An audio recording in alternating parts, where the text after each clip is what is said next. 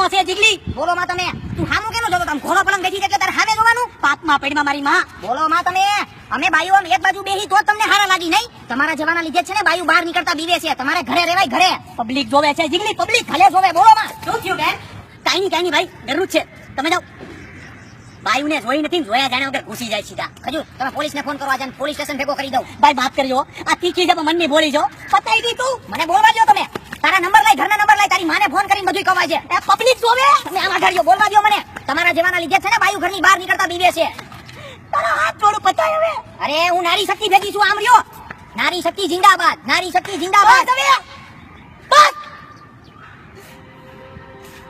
તારી આ રોજ રોજની ભવાઈથી હું કંટાળી ગયો છું. આજ તો માણસ બહુ દુખી છે જીગલી. 70 ટેન્શન લઈને ફરે છે આજ તો માણસ.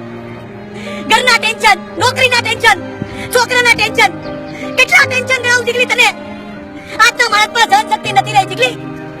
10 રૂપિયામાં ખૂન થઈ જાય છે. સહન શક્તિ નથી રહી આજના માણસમાં. હવે મને એવું લાગે છે કે આપણે છૂટાછેડા લેવા પડશે. હે? છૂટાછેડા? હા, છૂટાછેડા. ખજૂર તમે છૂટાછેડાની વાત કરો માં.